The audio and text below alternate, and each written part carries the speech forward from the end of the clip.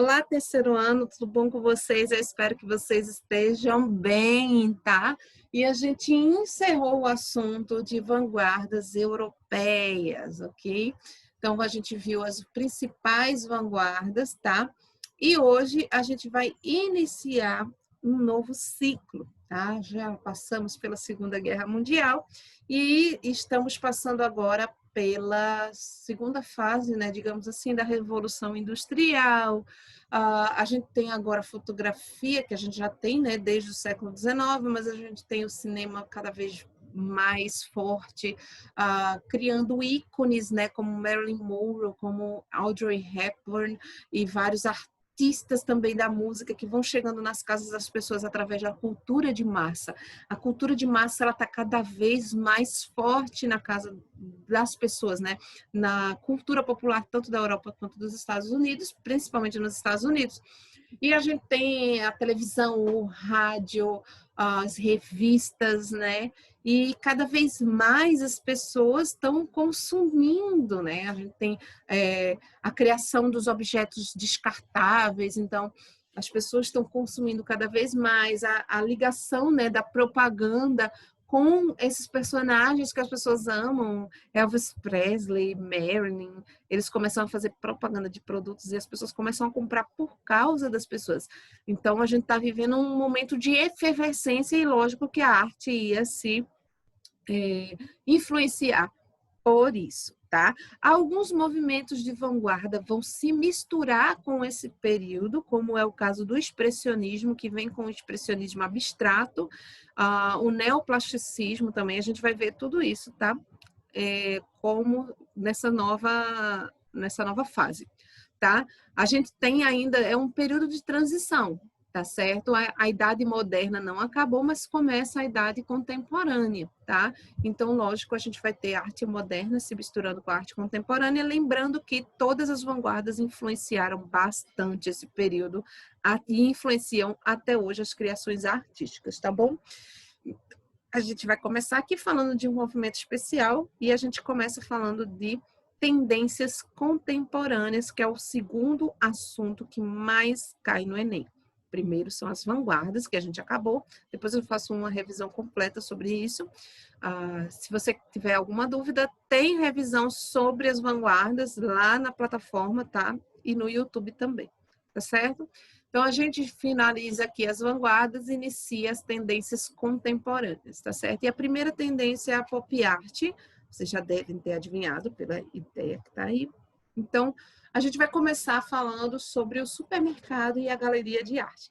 Então, será que sopas enlatadas, além de saciar a fome, podem alimentar a inspiração dos artistas? Então, as latas de sopas Campbell's tornaram-se famosas ao aparecerem na obra de Andy Warhol na década de 60. Mas por que é que lata de sopa virou tema de arte? Então, primeiro a gente tem que entender os contextos históricos do que estava acontecendo. Então, teve a Segunda Guerra Mundial, que deixou vários países na miséria, enquanto trouxe ideia de progresso para outros países, vendendo uma imagem nacionalista, principalmente por causa do fascismo na Itália e do nazismo na Alemanha, mas isso influenciou, gente, muita gente. Essa questão do nacionalismo, né, influenciou inclusive o Brasil. Aqui no Brasil a gente estava vivendo uma ditadura também, e que era muito influenciado. O Brasil entrou na guerra depois, enfim. Então, ao mesmo tempo, houve um boom, né, na globalização, uma internacionalização das culturas promovidas pela própria guerra.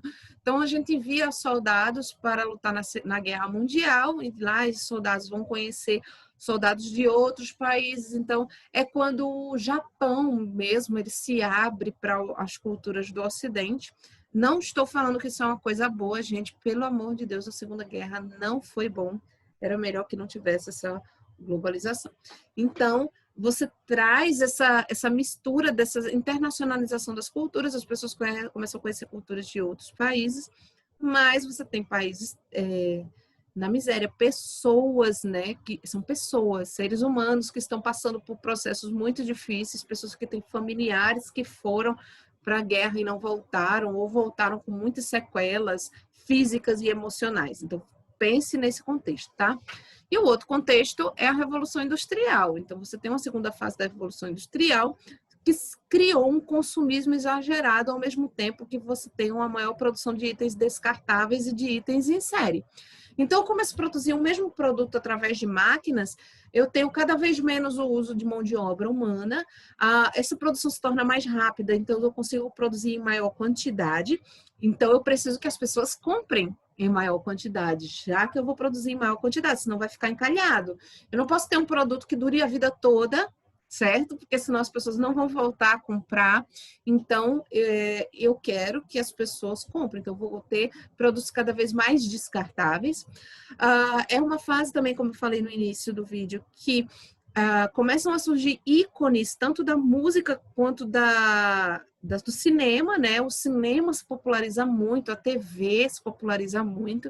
Então, você surge Marilyn Monroe, que se torna um ícone. Você tem Audrey Hepburn, também um ícone do cinema, você tem Elvis Presley, você tem os Beatles, então começa a surgir muita gente que se torna ícone e que acaba também associando a imagem deles com o consumo. Por quê? Porque começam a usar esses ícones também em propagandas. A publicidade, ela começa a atingir o seu auge, afinal de contas, eu tenho acesso agora à casa das pessoas com a televisão. Então, e com as revistas, as pessoas compram muitas revistas, então vem muita publicidade nas revistas, na TV, surgem os comerciais, associando imagens de pessoas famosas e amadas a produtos industrializados, incentivando cada vez mais o consumo. Então, você tem esses dois contextos. As pessoas que estão no meio disso tudo, então, você pensa, eu tenho problemas psicológicos por causa de que eu acabei de sair da guerra, estou me apegando ao entretenimento, e esse entretenimento está me fazendo consumir através das propagandas. Então, lógico que vai começar a surgir problemas também com o consumismo, tá? O problema não é você consumir, o problema é você consumir compulsivamente, que é o que começa a surgir, se torna o mal do século. Se o mal do século dos anos 90 era o estresse, e dos anos 2000 é a ansiedade, o mal do século dessa época era o consumismo, tá? E aí surge um movimento artístico chamado pop art, que surgiu entre as décadas de 50 e 60 na Inglaterra e também nos Estados Unidos. A palavra pop é uma abreviação de popular, que significa que aquilo que é produzido para o grande público. Gente, não é arte popular, que é produzido pelo público, tá? A arte popular é aquela arte que é produzida pelas pessoas mais comuns. No caso da pop art, é uma arte que é produzida para essas pessoas, utilizando elementos dessa cultura popular. Então, muitos desses artistas, eles eram de elite, mas eles estavam criticando essa manipulação das massas. Então, ele usava as culturas de massa justamente para fazer essa arte deles. Então, você tem, de um modo geral, ele se contrapunha aos valores artísticos tradicionais, influenciados pelas vanguardas europeias. As vanguardas chegaram e disseram, não precisa ter regra. E aí a pop art vai e embarca nesse barco, tá? Então, eles se contrapõem aos valores artísticos tradicionais e busca ideias e atitudes pertencentes ao mundo do consumo, criando um novo estilo artístico. Nesse período, alguns artistas usam esses ícones de consumo, né, como objetos como as latas de sopa, que tipo seria a Nutella hoje.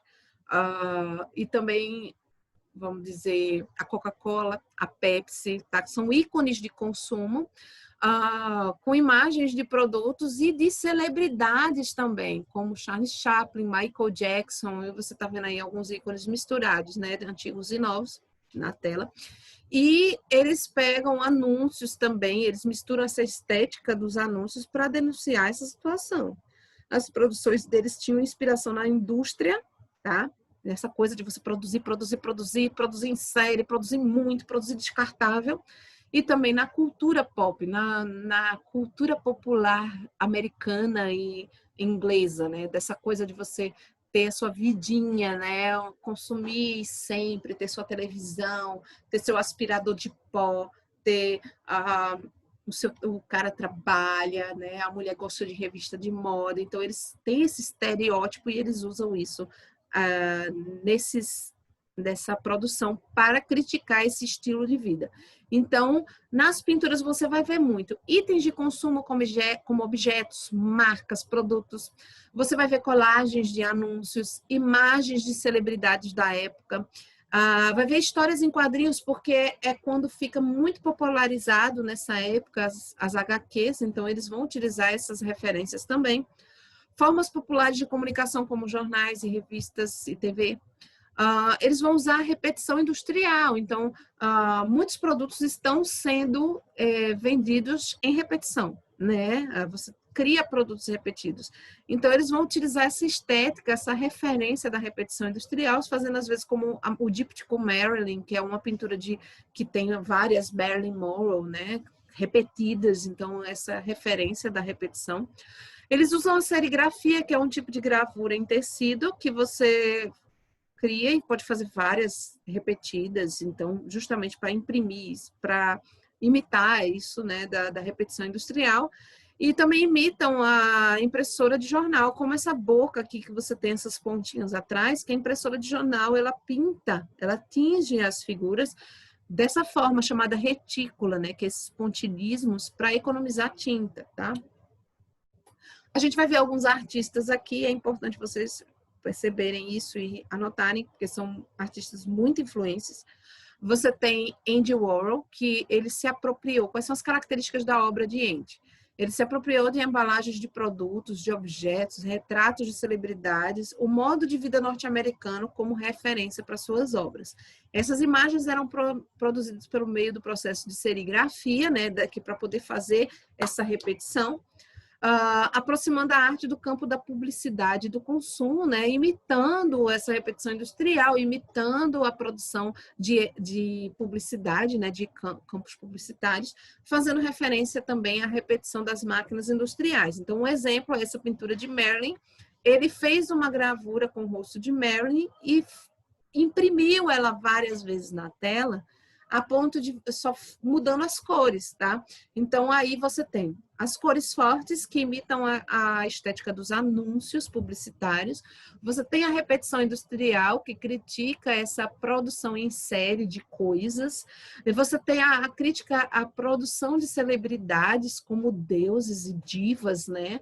As pessoas que são adoradas, né? São ligadas a sua imagem à propaganda. Então, você tem essas três características, né? Uma ícone de celebridade, as cores fortes, né? De publicidade e a repetição industrial. Aqui você tem, novamente, mais dois ícones da celebridade produzidos por Andy Warhol. Não é Harry Potter, gente, esse cara de óculos é John Lennon, pelo amor de Deus, e Michael Jackson. John Lennon dos Beatles, tá? É um ícone pop da época. As famosas latas de sopas Campbell, ele pegou um ícone de consumo e transformou em arte, tá? A Coca-Cola, mais uma pintura das latas de sopas Campbell. Gente, lembrando que quem assistiu o filme dos Minions, né? Aquele filme que mostra a origem dos Minions, tá? O primeiro. Você vai ver o momento, eles estão na Inglaterra justamente nesse período da pop art, e eles entram lá na casa da vilã, da Scarlet Overkill, e tem um local onde ela guarda todas as coisas que ela rouba, né? E tem essa pintura das latas de sopas Campbell, que o marido dela diz: eu adoro essa sopa. Então, quando Andy Warhol fez a pintura da sopa, ele teve que roubar, porque ele achou incrível e tal. Era unir as duas coisas, tá? Então, você tem essa referência a Andy Warhol e a esse período da pop art na Inglaterra, tá bom? Outro artista é Richard Hamilton. Nesse caso, o Richard ele era bem diferente de Andy Warhol. Ele tinha outras características da pop art. Então, ele gostava de imagens de fácil acesso à população. Então, usava recortes de revistas e jornais em suas colagens, principalmente anúncios publicitários. E depois, talvez, ele reproduzisse isso em larga escala. Mas ele inicialmente fazia suas pinturas, né, com colagens. Então, você tem aí algumas pinturas. Aqui você vê a representação do modo de vida americano, né? Então, você tem aqui colagens de vários itens de consumo da família tradicional americana. tá? E aqui um rosto, né, feminino, com várias partes de outros rostos. Aqui você tem uma super colagem, né, uma produção de, como é o nome dele? De Richard Hamilton. Você tem aqui um ícone de celebridade, né, a Marilyn Monroe, e você tem essa ideia do que seria o futuro, né, a representação, né, das celebridades da época com um robô, né, carregando ela no colo. Outro artista muito importante é Roy Lichtenstein. É como se você pegasse um resumo do que foi a pop art, é você pegar esses três artistas, Richard Hamilton, Andy Warhol e Roy Lichtenstein, porque eles são bem diferentes nas suas pinturas, abordando aspectos diferentes da pop art. Então, aqui no caso, ele usava imagens e técnicas das histórias em quadrinhos e da impressão de jornais e revistas para fazer suas obras. Então, ele usa onomatopeias, balões, né, de quadrinhos. Ele usa muito cores primárias em grandes áreas, contorno preto para fazer o desenho, né, para dar aquela ideia de desenho de quadrinhos. As figuras são muito parecidas com os quadrinhos norte-americanos. Então, eu vou mostrar para vocês algumas obras. Veja essa pintura aqui, ele preenche o rosto, né, a pele da figura com a técnica do jornal, né, que é a retícula, e toda a estética do desenho é a estética de quadrinhos, né? Então, em algumas tem inclusive balões mesmo, tá? Olha o tamanho de uma das pinturas, para você ter uma ideia. E aqui você tem a onomatopeia, tem um quadrinho e tudo mais. A gente vai falar de outros artistas também, algumas mulheres, tá, que também participaram disso. A Pauline Botti, ela é uma das fundadoras do movimento da pop art e a única mulher na Inglaterra, tá? Suas pinturas e suas colagens muitas vezes expressam a alegria da feminilidade, são os temas dela, a autoconfiança e sexualidade feminina e, obviamente, ela faz uma crítica extensiva, né, ostensiva e implícita do mundo masculino em que ela vive. Claro, ela vai trabalhar a pop art, né, todos os itens de consumo, e é claro que ela vai criticar o modo de vida popular com a sua ideia antiga, né, do machismo. Então, ela vai criticar tudo isso. A sua arte rebelde e espírito livre fez dela uma porta-voz feminista nos anos 70, tá? Então, aqui você tem obras de colagens, e mistura colagem e pintura, que criticam, tá, esse modo de vida tanto americano. Aqui, ó, você tem uma representação do presidente americano da época, que era John Kennedy. Você tem aqui uma comparação com Abraham Lincoln, aqui, né, o funeral, né, presidencial. E você tem aqui uma mão feminina que corta, acaba com esse símbolo da delicadeza feminina, que são as rosas. Os homens, quando querem agradar uma mulher, eles dão rosas, enfim, em vez de fazerem algo que realmente importasse, continua agindo com machismo e no final dá rosas, tá? Então, você tem aqui várias representações, mais um ícone de celebridade. Você tem a Marilyn Monroe numa colagem misturada com pintura. Mais uma artista, a gente tem Rosalind Drexler.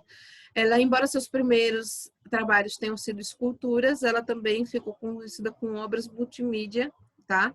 Ela faz conjunto de objetos, pinturas, diversas imagens, com colagem também. Seu trabalho tem recebido mais atenção porque em 2016 teve uma exposição retroativa, né, de retrospectiva da obra dela. Aqui você tem uma colagem, né, mostrando esse mundo feminino e essa quebra. Você vê aqui uma mulher de pernas para cima, uma característica pin-up, e você vê, ela tem um vestidinho rosa, com tule, mostrando a delicadeza feminina, mas ao mesmo tempo ela está mostrando toda a sensualidade que ela está pouco se importando para esse estereótipo que tem que ter feminino, tá? E aí você vê aqui uma escultura super pop art aqui, isso aqui é uma escultura. Você vê também aqui um pódio e dois homens prontos para disputarem o primeiro lugar, e a mulher não tem nem essa oportunidade, porque ela está abaixo disso. Então, isso é uma crítica ao machismo da época. Mais uma artista, a irmã Mary Corita Kent. Corita Kent era católica, freira, artista e educadora. Ela trabalhou quase que exclusivamente com serigrafia e fotografia. Ela desenvolveu métodos inovadores, testando os limites do meio bidimensional. Então, ela fazia colagens que misturavam frases, escritas, desenhos, tudo junto numa só obra. Ela geralmente trazia mensagens de amor e paz e foi muito popular nos anos 60 e 70 por causa dos levantes sociais, da contracultura, o movimento hippie e tudo mais. Utilizava muitas colagens dela. Após o diagnóstico de câncer, ela entrou num momento muito prolífero na sua carreira, ela começou a produzir bastante. A gente tem aqui alguns exemplos das obras dela, algumas frases que ela utiliza, tá? Junto com desenhos, por trás você pode ver, pintura e tudo mais, tá? Que ela mescla escrito, colagem e desenho, mesma coisa. Geralmente essas frases têm um contexto mais de alegria, felicidade, mensagens positivistas, tá? E é isso, hoje vou deixar para vocês algumas atividades aqui na plataforma sobre o assunto de pop art, que é um dos assuntos que mais cai em relação a tendências contemporâneas, é o assunto mais importante. Vão ter outras também que caíram já, inclusive no SSA 3 ano passado e no Enem. E vou deixar algumas atividades para vocês aqui, tá bom? Um abraço para vocês. Tchau, tchau.